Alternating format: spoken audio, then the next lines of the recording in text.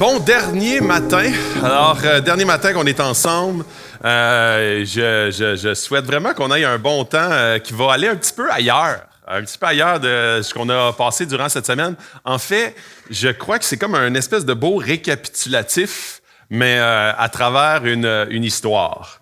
Et c'est l'histoire dans Jean 11, c'est l'histoire de Lazare. Et vous allez peut-être trouver que... Puis dans le fond, c'est un texte qui est quand même assez long, une histoire qui est assez complète, c'est quasiment tout le chapitre. Mon but, c'est pas de vous saturer, mais il y a tellement de choses dans ce texte-là qui, pour moi, est extraordinaire. C'est vraiment un texte que je trouve vraiment édifiant. Et un récapitulatif, vous allez comprendre à la fin pourquoi est-ce que je trouve que c'est un récapitulatif de ce qu'on a pu voir durant cette semaine, mais d'expliquer d'une autre façon. Lazare, c'est, dans le fond, veut dire celui qui aime Dieu, que Dieu aide plutôt. Marthe veut dire celle qui fait la... ça veut pas dire celle qui fait la bouffe. Commence à être fatigué, là, le bonhomme. Là. Oui, dans le grec, c'est celle qui fait la bouffe. Non, mais il y a 3 personnages, puis je trouve que les 3 personnages... En fait, il y en a 4. Il y a Marthe, Lazare et Marie, et les personnes sur les lignes de côté. Le monde qui observe, qui font des bons et des mauvais commentaires. Alors, on est tous quelqu'un là-dedans. Et, tu sais, Marthe, c'est celle qui est active, là, tu sais, qui est toujours un peu la main à la pâte, elle fait la bouffe. C'est pas ça que son nom veut dire. Marie, c'est elle qui écoute Jésus, qui est au pied de Jésus, qui est comme toujours attentive, qui est un peu plus en... back burner, là, tu sais. L'histoire de Lazare, c'est seulement présent à l'Évangile de Jean. C'est un drame assez passionnel, tristesse, tragédie, incroyable conclusion avec un dénouement. Puis là, je veux pas briser le punch, mais Lazare ressuscite à la fin. Okay? Fait que, attendez-vous. On est tout un personnage là-dedans, puis j'espère que vous allez pouvoir vous identifier à un certain moment dans l'histoire. Cette histoire est un déclencheur pour plein de monde. Et je souhaite vraiment qu'on puisse le voir à travers une loupe de ce qu'on a pu voir cette semaine avec la connexion avec Dieu, avec le Saint-Esprit, avec les tentations de l'ennemi, et de voir de quelle façon chacun a des mensonges différents d'implanter et que Jésus essaie d'adresser et qui utilise toutes sortes de stratégies pour y parvenir. Donc, fait qu'on va lire ce matin. Et c'est vraiment une histoire d'épreuve. Et je suis convaincu, peu importe qui vous êtes ici dans la salle, je suis convaincu que vous avez vécu des épreuves. Peut-être vivez une épreuve. Et sinon, vous allez vivre des épreuves. Alors, l'épreuve fait partie de la vie et on va le traiter un peu dans comment est-ce que l'épreuve, là-dedans, comment est-ce que Jésus nous accompagne à travers l'épreuve. Alors, il y avait un homme malade. Et Jean 11, vous pouvez tourner avec moi, vous pourrez relire ce texte-là, je vous l'encourage. Et si jamais, tu sais, il y a des choses que je vais peut-être passer rapidement, si jamais vous voulez ces notes-là, ça me dérange pas du tout de vous les partager, je peux vous donner mon courriel puis vous pouvez m'écrire. Il y avait un homme malade, c'était Lazare de Béthanie, le village de Marie et de sa sœur Marthe. Marie était celle qui versa du parfum sur les pieds du Seigneur et qui les essuya avec ses cheveux. C'était son frère Lazare qui était malade. Les sœurs envoyèrent dire à Jésus, « Seigneur, celui que tu aimes, il est malade. » Celui que tu aimes, c'est pas n'importe qui, là. C'est pas genre un de ceux là, que tu as déjà guéri des aveugles, que tu le connaissais pas. Ça, c'était comme un générique. C'était pas quelqu'un qui te suivait, la femme qui a touché ton vêtement, tu as guéri, qu'elle perdait du sang, elle n'en perd plus. Ça, c'était une générique. Ça, là, tu le connais. Là. C'est un vrai friend là, pour toi. Et eux autres, ça, c'est vraiment... Tu sais, je suis pas n'importe qui pour toi, Jésus. Ça fait 20 ans que tu me connais. Et ça, c'est une première tentative de manipulation du miracle.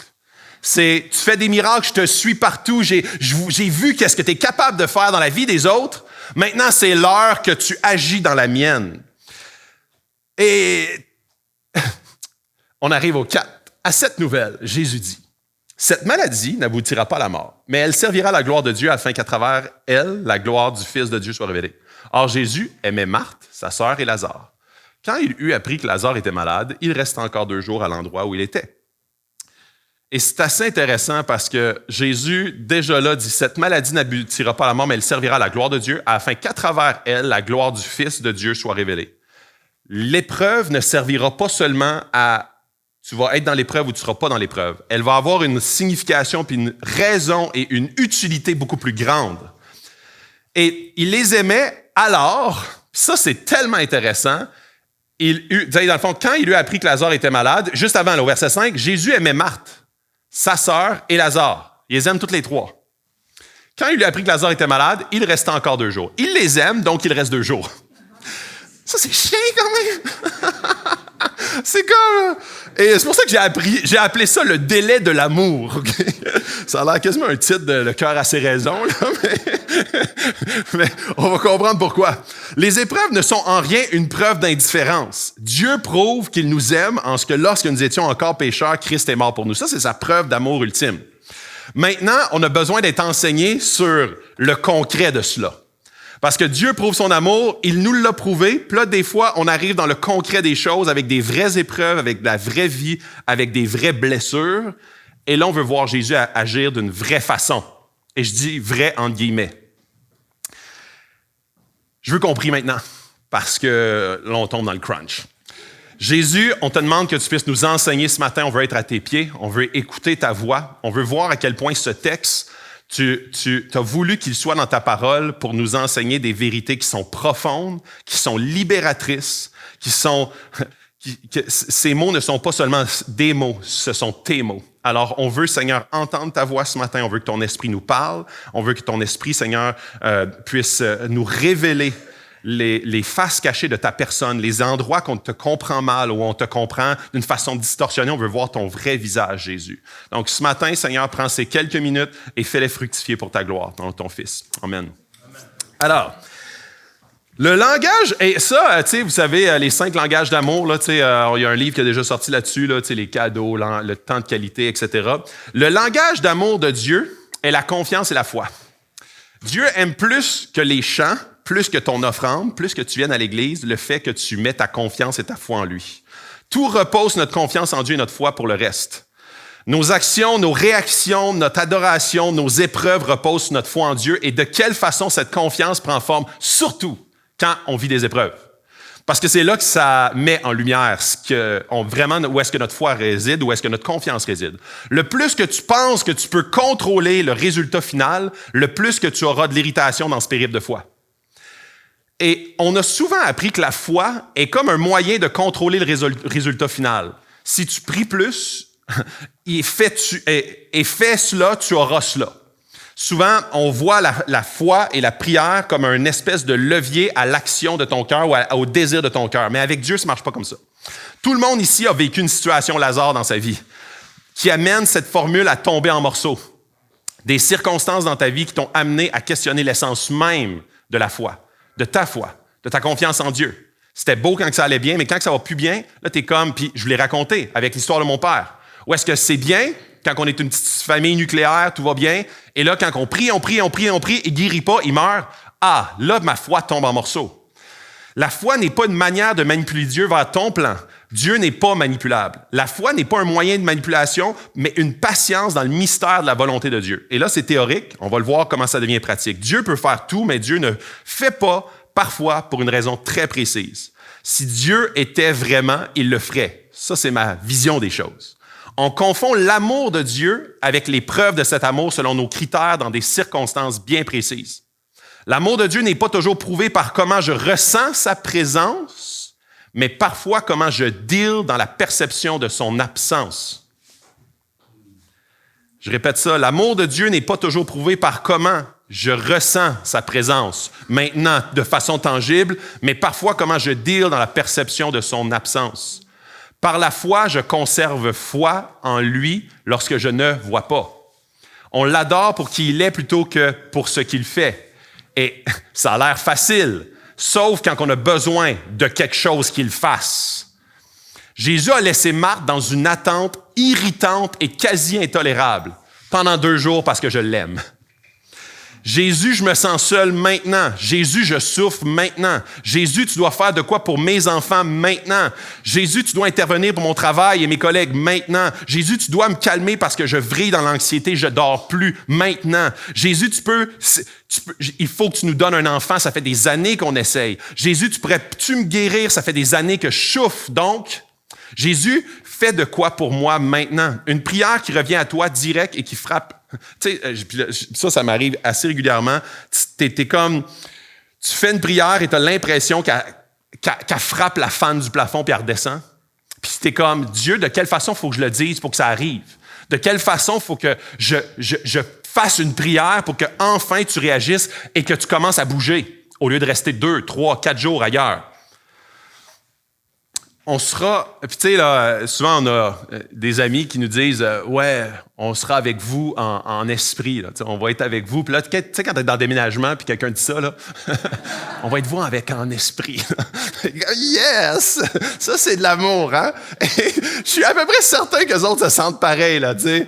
Oui, oui. Donc là, Jésus commence, ça ne servira pas à la mort, mais pour montrer ma gloire, donc je vais rester ici. D'accord. Est-ce que je suis seul qui me sent parfois de même avec Dieu, irrité de son absence? Et on continue. Verset 7. Puis il dit aux disciples, retournant en Judée.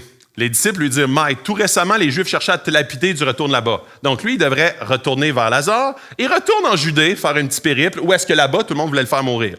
Jésus répondit, n'y a-t-il pas 12 heures de jour? Si quelqu'un marche pendant le jour, il ne trébuche pas, parce qu'il voit la lumière de ce monde. Mais si quelqu'un marche pendant la nuit, il trébuche parce que la lumière n'est pas en lui. Après ces paroles, il leur dit, notre ami Lazare s'est endormi, mais je vais aller le réveiller.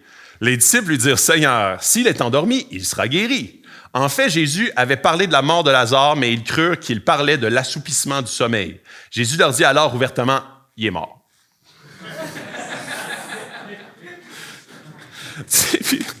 Les disciples doivent être tellement mêlés, là, tu sais. Ils ont beaucoup de difficultés à comprendre le plan de Jésus, là, tu sais. Il y a ses amis super proches, ils disent, hey, il est vraiment malade, faut que tu viennes. Oui, je vais attendre 2 jours. On s'en va où est-ce que tout le monde veut me tuer? Suivez-moi. Ah, il est juste endormi. Puis là, les disciples, ah ouais, OK, il est endormi. Fait OK, tu vas le guérir. Non, il est mort. Fait qu'on continue. Venez-vous-en. Les autres, oui, yeah. Nice. Les disciples, là, ils ont vraiment beaucoup de difficultés à comprendre Jésus. Jésus s'en va même... Il s'en va même les plus proches parce qu'ils n'ont pas vu la croix, n'ont pas vu Jésus ressusciter. Fait que pour eux, tout ça, c'est tellement flou.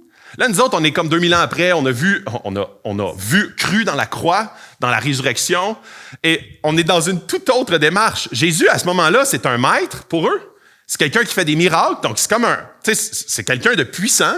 C'est comme un grand, à la limite, là, puis de manière, qui vous croyez que je suis? Il y a fils de Dieu, grand prophète, tu sais. Fait qu'ils sont dans cette évaluation-là, mais il n'est pas facile à suivre. Je suis le maître de la semence, je décide ce que je sème. Ça, c'est Jésus. Jésus, c'est exactement quand il va mourir. Et ça, c'est assez intéressant parce que les disciples devaient se dire, qu'est-ce que tu fais, Jésus, pendant que moi, je souffre? Fais ça simple, Jésus. On voit souvent les choses en surface.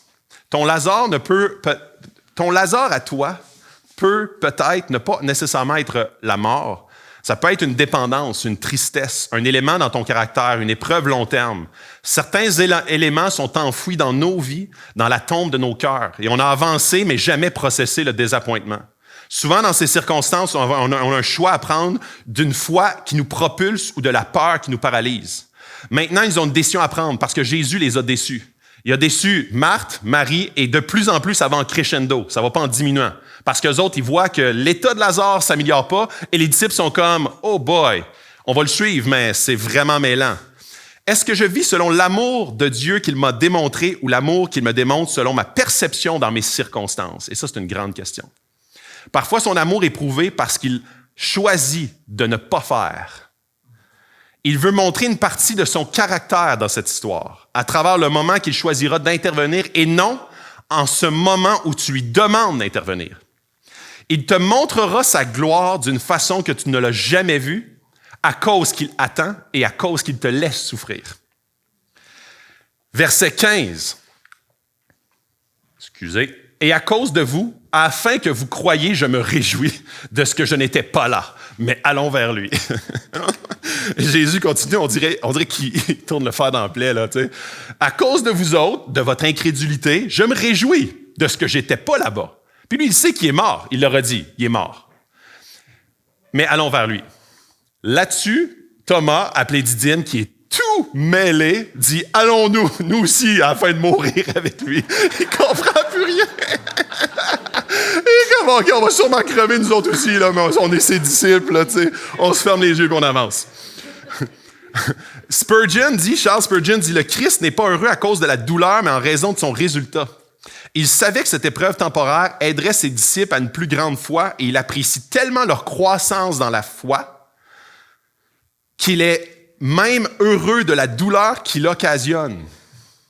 Il a accordé une valeur si élevée à la foi de son peuple qu'il ne les exclura pas ces épreuves par lesquelles la foi est renforcée. Alors, à son arrivée, Jésus trouva que Lazare était depuis 4 jours déjà dans le tombeau. Béthanie était près de Jérusalem, à moins de 3 kilomètres. Alors, et beaucoup de Juifs étaient venus chez Marthe et Marie pour les consoler de la mort de leur frère. Lorsque Marthe apprit que Jésus arrivait, elle alla à sa rencontre, tandis que Marie restait assise à la maison. Marthe dit à Jésus, « Seigneur, si tu avais été ici, mon frère ne serait pas mort. Cependant, même maintenant, je sais que tout ce que tu demanderas à Dieu, Dieu te l'accordera. Si tu avais agi, je serais mieux aujourd'hui. Ça irait pas aussi mal. Si tu avais intervenu au bon moment, ça ne serait pas aussi catastrophique dans ma vie actuellement. Jésus attend après le délai de tes attentes pour que tu puisses voir la puissance de sa gloire à une toute nouvelle dimension. Parce qu'avant ça, ça peut être juste le fruit de l'amélioration humaine ou de l'intervention humaine. Je me demande si Dieu n'attend pas le délai de tes attentes pour te montrer sa puissance. Il se montre après 4 jours, après 4 ans, après 40 ans, pour te montrer à quel point lui est capable de transformer ce que personne d'autre a été capable de transformer. Marthe, ça c'est le premier personnage, elle va à sa rencontre. Elle dit, OK, là, on va éclaircir la patente. Là. C'est maintenant que tu arrives ici, à Béthanie. Tu es venu lorsque je cuisinais, mais pas quand je pleurais. Jésus, elle va régler ses comptes avec Jésus. Là. Puis elle s'en va à sa rencontre, puis elle, c'est une femme de tête. Fait qu'elle a dit, OK, c'est bien beau, là, tu viens, puis tu tournes autour quand je cuisine, puis tu manges mes plats, mais là, c'est le temps, puis je braille, puis tu viens pas, puis t'attends. C'est bien le fun de te voir, mais ça aurait été bien plus le fun de te voir là 2 jours. Ça aurait été bien plus le fun de te voir avant que mon couple soit brisé. Avant que ça vrille en catastrophe. J'apprécie la paix, mais j'aurais vraiment préféré la guérison pour que je n'ai pas besoin de paix. Dieu va venir aussi loin que tu lui permets de venir. Et c'est drôle parce que Jésus, il attend, c'est où? Lorsque Marthe apprit que Jésus arrivait, elle alla à sa rencontre, tandis que Marie restait à la maison. Marthe dit à Jésus, Seigneur, si tu avais été ici. Marthe va à sa rencontre et Jésus arrête et discute avec elle. Et c'est intéressant parce que Dieu va venir aussi loin que tu lui permets de venir. Jésus s'occupe d'elle personnellement. Il lui dit, Marthe dit à Jésus, après ça, Jésus lui parle. Tu n'as pas fait ce que je voulais que tu fasses, mais ça ne change pas ma vision de qui tu es. Jésus, tu m'as déçu. Dieu veut des prières honnêtes et transparentes. Et c'est un beau quand même modèle parce qu'elle va vers lui et elle lui déverse son cœur. Mais elle a un cependant qui est une déclaration de foi. Mais je continue de croire en toi. Je sais, mais même maintenant, je sais que tout ce que tu demanderas à Dieu, Dieu te l'accordera. Jésus lui dit, c'est là qu'il lui parle, Jésus lui dit, ton frère ressuscitera. Et elle répond, je sais, il va ressusciter lors de la résurrection le dernier jour. Jésus lui dit, c'est moi qui suis la résurrection et la vie. Celui qui croit en moi vivra même s'il meurt. Et toute personne qui vit et croit ne mourra jamais. Crois-tu cela? C'est drôle parce qu'on a switché. On ne parle plus de Lazare. On parle d'elle. On parle de... Il y a une situation, il y a une épreuve, il y a quelque chose qui va mal, mais c'est un prétexte pour parler de toi et de ta relation avec Jésus. Crois-tu cela? Il demande ça à Marthe. Et crois-tu que je suis la résurrection, que je suis la vie? Crois-tu vraiment que je suis quelqu'un d'autre que juste un grand leader? Tu essaies de comprendre qui je suis par ce que je fais, mais je veux te faire comprendre que je suis le grand je suis, peu importe ce que je fais. Je suis, donc je fais. Je suis, donc je suis mort pour toi.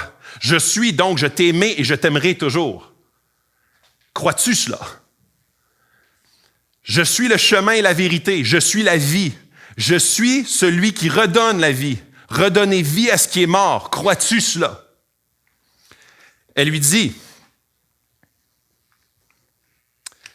oui Seigneur, je crois que tu es le Messie, le Fils de Dieu, qui devait venir dans le monde. Donc, on a vu que le focus a changé. Je crois qui tu es, que tu es, sans savoir ce que tu feras. Donc, sa foi, dans quelques phrases, commence à se transformer avec les questions de Jésus. Même si ça arrive, tu es. Même si ça n'arrive pas, tu es. Même si je meurs, tu es. Même si je reste confiné, tu es. Même si mon espoir n'est jamais comblé, tu es parce que tu es. Après avoir dit cela, elle alla appeler secrètement sa sœur Marie en lui disant, le maître est ici et te demande. À ces mots, Marie se leva sans attendre et alla vers lui. Jésus n'était pas encore entré dans le village, mais il était à l'endroit où Marthe l'avait rencontré. Il attend là. Il attend là. Il ne va pas plus loin. Jésus reste à l'entrée du village. Jésus se tient à la porte et il frappe. Dans l'Apocalypse. Vous vous souvenez? Il frappe. Et souvent, on utilise ça dans les campagnes d'évangélisation. Il frappe à ton cœur, reviens vers lui. Mais c'est un texte pour les chrétiens. Et c'est exactement ce qu'il fait. Il est là, à l'entrée de la ville. Il ne frappe pas, là. Mais il est là, il se tient et il veut souper avec toi.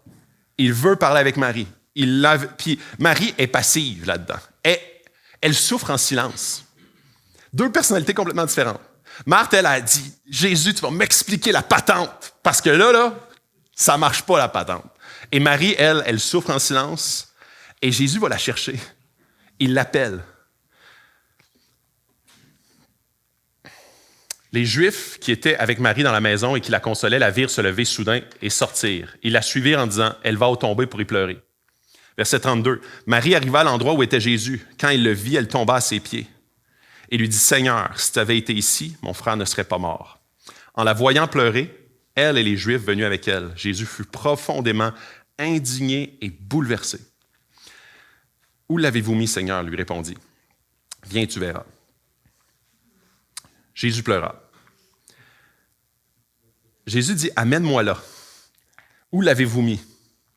Apporte-moi dans le lieu de la mort dans ta vie, où tu as cessé de croire, cessé d'espérer, commencé à douter de qui je suis, où la déception a pris le dessus sur ta foi. Avant de montrer sa gloire et sa puissance, il a montré son empathie et sa compassion. Et on voit, c'est tellement intéressant, Dieu n'est pas juste là que Dieu fait des miracles quand tu es désespéré, mais qu'il est avec toi dans la douleur, de la perte, de la tristesse. Pourquoi Jésus pleure? Parce qu'il sait pourquoi il sait qu'est-ce qui va arriver, là. Il va le ressusciter. Je veux dire, quand tu sais que ça finit bien l'histoire, c'est moins triste, hein? Quand quelqu'un te brise le punch d'un film, puis tu sais que l'acteur ne meurt pas à la fin, tu es moins inquiet tout le long. Si tu étais à la place de Jésus et que tu savais qu'il allait faire de quoi, pourquoi il pleure? Et ça, c'est tellement intéressant. Jésus agit comme ça parce qu'il est parfait.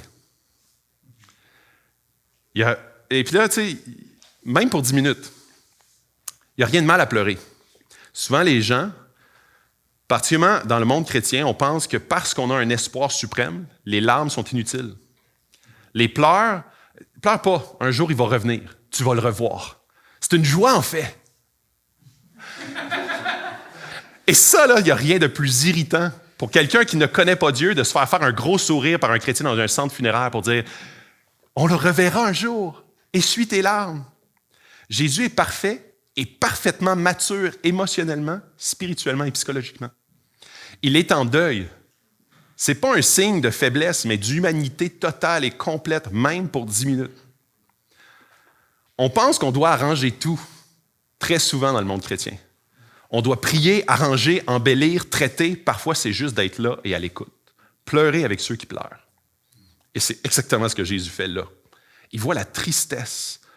Et il est triste parce que Lazare est mort. Et ce qui est encore plus intéressant, je l'ai ici. Il vit, je veux vous lire le texte, là, je vous l'ai lu tantôt, là. C'est par rapport à l'indignation. Perdu, là. Jésus, en la voyant pleurer, verset 33, et les Juifs venus avec elle, Jésus fut profondément indigné et bouleversé. Ah, c'était juste avant. Ouais, indigné et bouleversé. Ça, c'est tellement intéressant. Pourquoi est-ce que Jésus a de la colère à ce moment-là?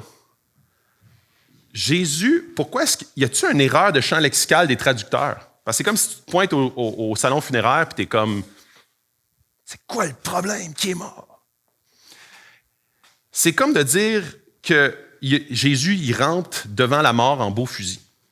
En fait, ce terme-là ici, c'est Jésus est totalement en colère. Le grec veut dire une colère profonde, un rugissement. semblable à un animal qui grogne comme un lion ou un taureau, les narines gonflées. Là. Donc, c'est pas juste « je suis froissé ». Jésus est littéralement en grande colère. Et c'est drôle parce que, puis dans le verset 25, un peu plus tôt, Jésus dit « C'est moi qui suis la résurrection et la vie ». Vous en souvenez? « Celui qui croit en moi vivra même s'il meurt. Et toute personne qui vit et croit en moi ne mourra jamais. Crois-tu cela? » Vous en souvenez, il avait dit ça à Marthe.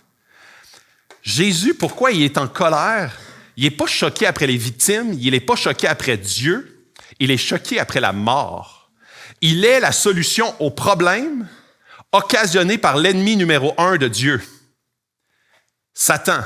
Il rencontre les résultats tangibles de son ennemi qui fait des ravages, qui crée de la tristesse, qui détruit, qui blesse, qui dévore. On l'a vu hier. Jésus n'offre pas une consolation, mais une résurrection.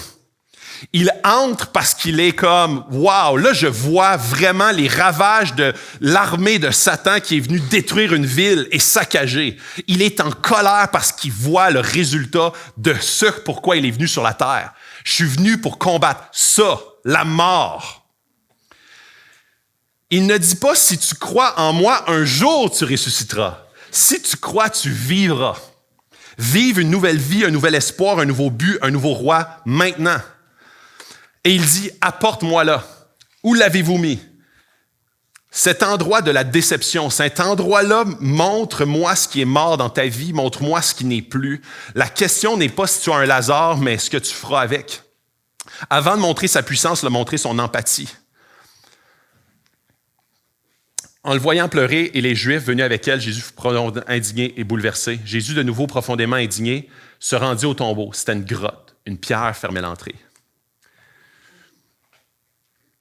Et c'est assez intéressant parce qu'il y a un obstacle devant le miracle à exécuter. Puis je vais revenir à cet endroit-là dans quelques secondes. Les Juifs dirent alors, voyez comme il l'aimait. Et quelqu'un d'entre eux dire, lui qui a ouvert les yeux de l'aveugle, ne pouvait-il pas aussi faire en sorte que cet homme ne meure pas? Jésus, de nouveau profondément indigné, se rendit au tombeau. C'était une grotte, une pierre fermait l'entrée. Les doutes sont souvent semés par notre entourage. Comme dans Job. Si Dieu t'aimait, il doit te manquer de foi. Tu ne dois pas assez prier. Il doit manquer quelque chose pour que Dieu n'intervienne pas dans ta vie. Et c'est exactement ce qui se passe. Est-ce que lui qui a ouvert les yeux des aveugles, il ne pourrait pas faire en sorte que son ami, Lazare, lui qui le suivait, il n'aurait pas pu faire de quoi pour lui? Les mauvais amis sont ceux qui nous prêchent un message de confort et non celui de l'Évangile. Il me semble que Dieu aurait dû... Et vous en souvenez, hier, quand on parlait de remettre en question l'essence et le caractère de Dieu? Il n'y a rien de mal. Et le doute saint versus le doute malsain, le doute saint, c'est de dire « Dieu, je ne comprends pas. Je suis un enfant qui ne comprend pas le Dieu infini. » Et le doute malsain, c'est « Dieu, ta bonté, j'en doute. » Jésus dit « Enlevez la pierre. » Marthe, la sœur du mort, lui dit « Seigneur, il sent déjà car il y a 4 jours qu'il est là. » Jésus lui dit « Ne t'ai-je pas dit que si tu crois, tu verras la gloire de Dieu? » Ils enlevèrent donc la pierre de l'endroit où le mort avait été déposé. Enlever la pierre. Jésus demande d'enlever la pierre pour accomplir son miracle. Jésus désire utiliser la communauté pour faire son œuvre de rédemption. Jésus apporte la communauté à faire partie de son miracle. C'est tellement une belle image de l'Église qui aime, qui guérit, qui met les éléments propices pour amener la guérison, qui aide à la restauration plutôt qu'elle détruit, abuse et manipule. C'est un geste de foi de passer à l'action dans une demande des plus ridicules sans la foi. Notre appel à tous et chacun est d'enlever les pierres devant les miracles de Jésus pour qu'il fasse le miracle extraordinaire qu'on ne peut et ne pourra jamais accomplir. L'Église proclame « Jésus sauve ». Le chrétien suit Jésus et il le reflète, mais c'est Jésus qui brille et qui transforme. La famille de Dieu accueille, intercède et aime, mais Jésus rachète, renouvelle et délivre. C'est une union de 2 rôles. Nous autres, on passe à l'action, on répond à l'appel et Dieu fait le miracle extraordinaire que jamais on ne pourra manœuvrer. Mais il sent déjà mauvais. Notre Lazare en nous apporte des odeurs de mort dans nos vies, dans nos familles, dans nos couples, dans nos relations. Nous empêche d'avancer, est un boulet qui pue et qui amène la putréfaction autour de nous. Et on le tolère en mettant un peu de sambon, en mettant des bandelettes, en mettant une pierre devant, puis on dit, cet endroit-là, on y touchera pas. On va vivre. On va mettre un petit poker face, puis on va faire « Bon matin, mon frère, ma sœur. » Et on souffre, il y a un Lazare qui est là, caché, et personne ne le sent jusqu'à ce qu'on ouvre la pierre. On est comme « Je veux pas ouvrir ça parce que ça pue derrière. » Jésus dit « Tassez la pierre. » Elle là, non, j'ouvrirai pas, ça fait 30 ans là, que je veux pas aller là. Et je reprends encore l'exemple. Ça faisait 20 ans que mon père était mort. Bien mort. 20 ans. Et Dieu voulait encore tasser la pierre de mon Lazare qui était mort. Pas pour ressusciter mon père, mais pour guérir mon cœur. Et c'est la même chose que Dieu veut faire dans chacune de nos vies. Il veut opérer des miracles qu'on ne voit même pas souvent. Notre Lazare en nous apporte des odeurs de mort dans nos environnements. Ces zones que l'on a tant prié pour une réponse sans jamais avoir eu de réponse concrète. On se sent mauvais jusqu'à ce que Jésus nous appelle à la vie, à la guérison, jusqu'au moment où il nous appelle à sortir. Marthe dit croire, mais lorsque Jésus passe à l'action, sa foi défaille. Ouais, mais ça pue, là. Ça pue, c'est pas beau, là. Non, je suis vraiment blessé, là. Là, tu comprends pas comment est-ce que c'est brisé, là. Tu comprends pas comment est-ce que c'est calcié. Ça prend autre chose que juste un petit remontant ou une pilule ou une vitamine C, là, pour remonter mon système. Combien de fois c'est notre cas à tous? On veut croire, mais dans la crise, la tristesse est une autre affaire. Devant l'impossible, nul n'est tenu sauf Jésus. Marthe dit oui, je le crois, mais dans la vraie vie, c'est parfois beaucoup plus difficile. Je crois, mais je ne peux pas pardonner ça. C'est trop dégueulasse. Je crois en Dieu, mais je ne peux pas être complètement honnête dans cette situation-là. Je crois, mais 3 petits points. Jésus leva alors les yeux et dit, « Père, je te remercie de ce que tu m'as écouté. Pour ma part, je savais que tu m'écoutes toujours, mais j'ai parlé à cause de la foule qui m'entoure, afin qu'ils croient que c'est toi qui m'as envoyé. » Après avoir dit cela, il cria d'une voix forte, « Lazare, sors. » Et le mort sortit, les pieds et les mains attachés par des bandelettes et le visage enveloppé d'un linge. Jésus leur dit, « Détachez-le et laissez-le s'en aller. » Jésus est une image parfaite de Dieu. Jésus n'est pas superflu, mais essentiel au salut. Il dit, « Lazare, sors. » Il t'appelle par ton nom, il est personnel envers toi. Il te connaît, toi. Il connaît tes blessures. Il les appelle par leur nom, tes blessures, parce qu'il te connaît par cœur. Le mort sortit. Jésus nous sauve, mais nous serons vraiment libérés complètement lors de son retour. En fait, Lazare est un mort vivant, ou plutôt un vivant qui va mourir, mais qui vivra toujours pour être à peu près clair. Il va mourir une année, lui-là. Il a été ressuscité, mais il va mourir. Mais il vivra toujours en compagnie de Jésus. Nous restons attachés à notre corps mortel, mais notre âme est restaurée. Lazare est en vie, mais il mourra un jour. Nous sommes rachetés, mais en phase d'être régénérés complètement. Et là, il dit, détachez-le. Lazare est en vie, mais demeure avec quelques séquelles de sa mort. Il a besoin des autres pour retirer les bandelettes.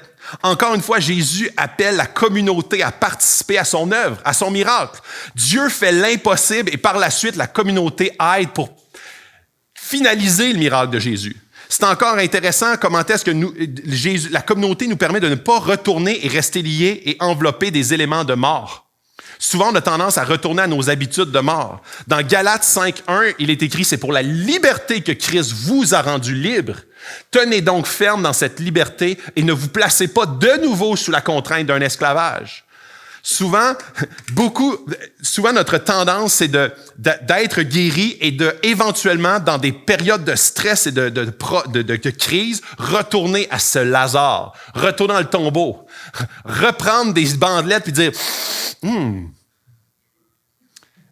Et on a besoin de la communauté pour nous garder dans cette liberté-là. On a besoin de rester attachés à Christ pour ne pas se remettre sous le joug de l'esclavage.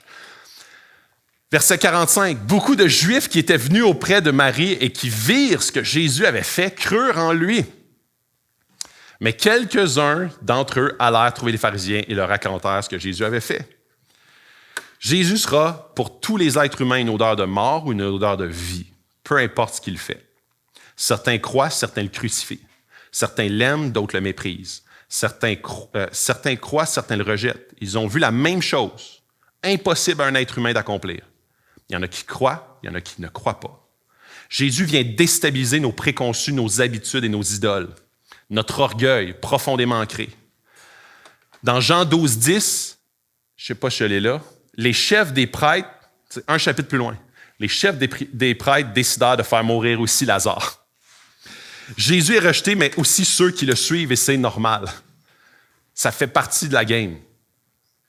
Eux autres, ils ont dit, on va éliminer Jésus, on va éliminer Lazare et tous les preuves autour.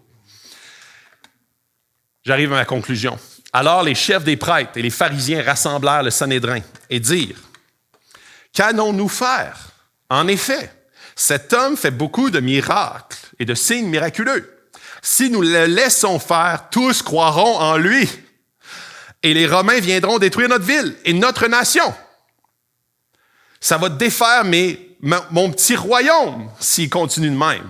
S'il continue à me toucher, à me transformer, ça va défaire notre petit confort. » L'un d'eux, Caïphe, qui était grand prêtre cette année-là, leur dit, « Vous n'y comprenez rien. Vous ne réfléchissez pas qu'il est dans notre intérêt qu'un seul homme meure pour que le peuple et que toute la nation entière ne disparaissent pas. Or, il ne dit pas cela de lui-même, mais comme il était grand prêtre cette année-là, il prophétisa que Jésus devait mourir pour la nation. » Il a raison. Si toute la terre croyait en Jésus, c'est vrai que les hommes perdraient ou échangeraient certaines choses.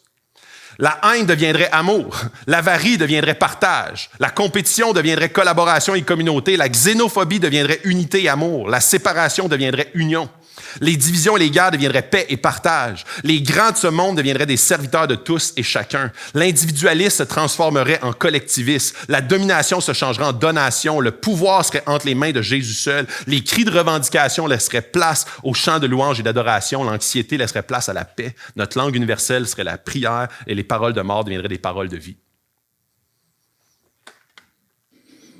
Et ce n'était pas pour la nation seulement, c'était aussi afin de réunir en un seul corps les enfants de Dieu dispersés. Dès ce jour, il tint un concert pour le faire mourir. C'est le début de la fin pour la vie terrestre de Jésus, mais c'est le commencement d'une nouvelle ère. Celui dans lequel on est aujourd'hui encore. Dans Éphésiens 1, il dit, il nous a fait connaître son plan secret, que dans sa bienveillance, il avait décidé de par avance de réaliser par le Christ. Ce plan que Dieu achèvera à la fin des temps consiste à réunir tout ce qui est dans les cieux et sur la terre sous un seul chef, Christ. Dans notre union avec le Christ, nous avons reçu la part que nous était promise, car Dieu nous avait choisis par avance selon son plan, et Dieu réalise toutes choses conformément à ce qu'il a décidé et voulu. Louons donc la grandeur de Dieu, nous qui avons été les premiers à mettre notre espoir dans le Christ. Jésus savait que le fait d'interrompre la mort de Lazare allait causer sa mort humaine, mais la vie éternelle pour tous ceux qui mettent leur foi en lui. C'est l'Évangile à sa pure expression. Jésus est mort pour que l'on vive. Jésus est tellement commis envers nous qu'il est venu pour vivre, mourir et ressusciter pour notre vie. Cette histoire décrit le périple de l'épreuve dans nos vies, mais aussi d'une façon beaucoup plus grande, l'Évangile à sa pure expression. Quel est le Lazare dans ta vie? Quel est le Lazare qui a besoin d'une résurrection? Quelles sont les pierres qui sont devant le tombeau de ton Lazare, bien enfoui? Et très souvent, hier, on a parlé comment est-ce qu'on a besoin de la puissance de Jésus pour briser les chaînes. Comment est-ce qu'on a besoin de la puissance de Dieu pour enlever certaines tentations, péchés. Mais parfois, c'est des péchés qui sont devenus juste une odeur de mort. C'est des péchés, des fardeaux que l'on a acceptés comme une espèce d'allié dans la vie, comme une espèce de compagnon. Et Dieu désire absolument intervenir dans nos vies d'une façon miraculeuse. Et je prie que ce texte-là puisse venir créer en nous une nouvelle vision de qu'est-ce qu'il veut faire en nous, avec sa puissance, avec sa clairvoyance de comment il veut nous rendre libres. J'aimerais finir avec un mot de prière. Je ne sais pas si on a un dernier chant. Oui, super. Vous pouvez venir vous installer, je vais prier. Dieu, merci pour ce camp qui nous a permis de vivre en collectivité, en communauté. Merci Dieu parce qu'on a pu ouvrir ta parole, on a pu voir à quel point tu es un Dieu qui est parfait. Jésus, ton sacrifice à la croix est la clé, est notre rédemption à tous et chacun. Dieu, on te prie que ce camp puisse être un boost de notre foi. On veut que notre foi puisse augmenter par ce qu'on a entendu et ce que l'on a entendu est venu de la parole de Dieu. On veut, Seigneur, qu'on puisse retourner dans chacun de nos environnements avec un cheminement dans nos cœurs, avec ta parole qui continue à nous labourer, qui continue, Seigneur, à faire un travail dans nos vies, dans nos cœurs, dans notre âme. On veut, Seigneur, être connecté avec toi. On veut, Seigneur, être en relation avec ton Saint-Esprit d'une façon intime, profonde. On veut, Seigneur, expérimenter des moments de silence où est-ce que tu peux nous parler, où est-ce que tu peux, Seigneur, nous donner une vision claire de ce à quoi tu nous appelles pour la suite des choses. Dieu, je te demande que tu puisses guérir dans nos vies, ressusciter, ramener à la vie des Lazare qui sont morts, des couples qui sont brisés ou hypothéqués, des situations, des crises, des péchés, des éléments qui sont enfouis depuis plusieurs années ou depuis peu. On te demande, Seigneur, que tu puisses venir et les ramener à la vie. On te demande, Seigneur, que tu nous as appelés parce que tu veux qu'on vive une vie en abondance. Et tu es le bon berger qui prend soin de ses brebis. On l'a vu hier. Donc, Dieu, on veut vivre cette vie en abondance de plénitude en toi. Alors, continue ton travail que tu as commencé et amène-le à terme jusqu'à ton retour, dans ton Fils compris, pour ta gloire. Amen. Merci à tous.